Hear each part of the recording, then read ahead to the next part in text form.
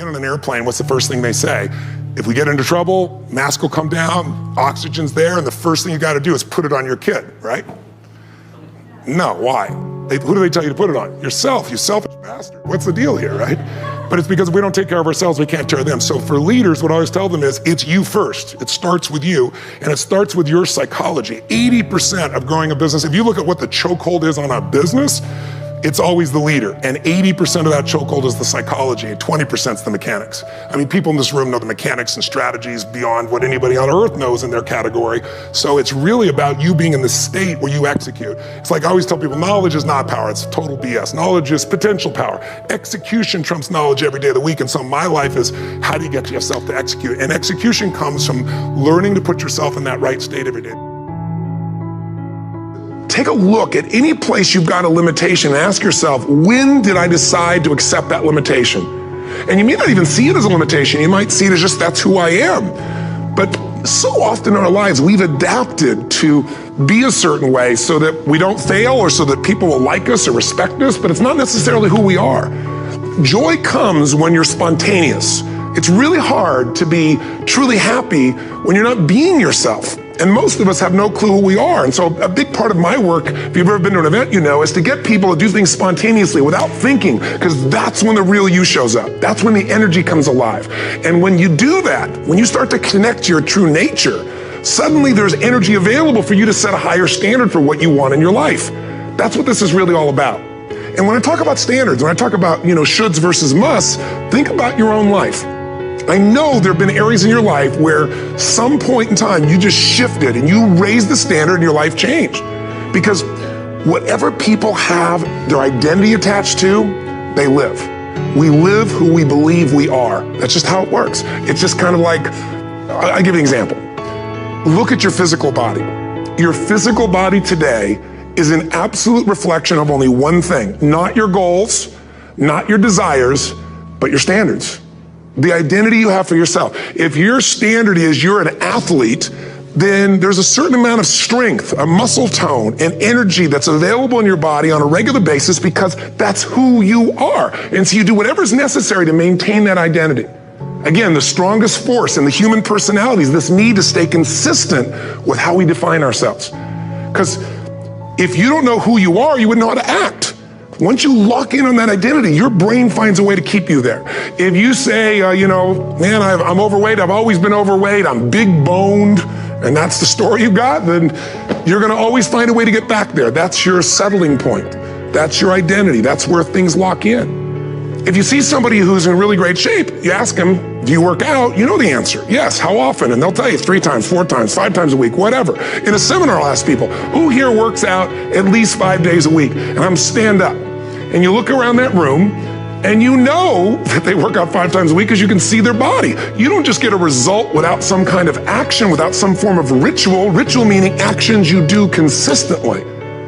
Now, do you think those people that are out there working out 5 days a week, do they have more time than you do? Or I have, or anybody else? Of course not. Is their life less busy? Of course not. It's just a must for them. They must work out that way, and they've made that turn and their life's changed. So I'm not saying you have to work out 5 days a week.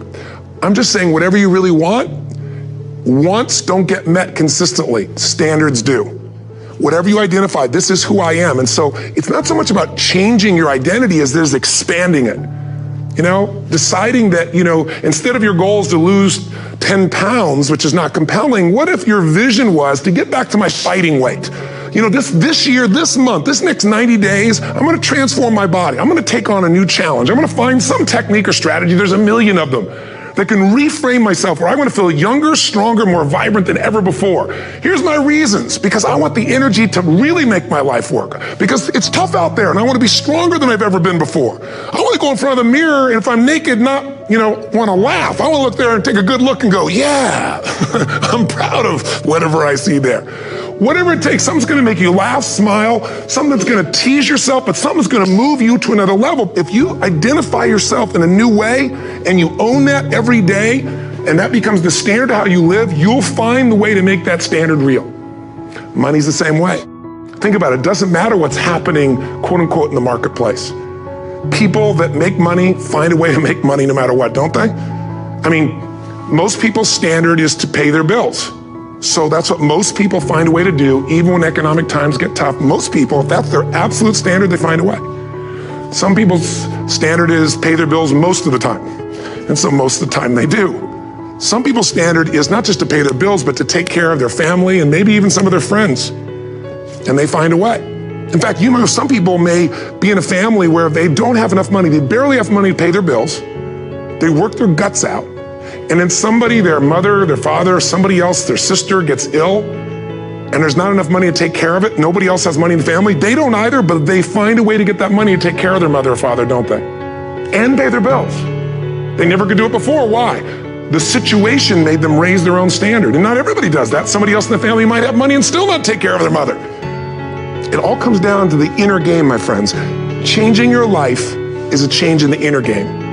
The outside world you can't control, but you have absolute control over this one if you learn the dynamics of what shapes you. And identity is one of those simple, clear, fundamental basics that if you start to shift it, everything else will shift in your life as well. Some people, by the way, have to have more than enough money to do what they want, when they want, where they want, with whomever they want, contribute the way they want. And if that's their must, they find a way. I know that sounds overly simplistic, but it's true.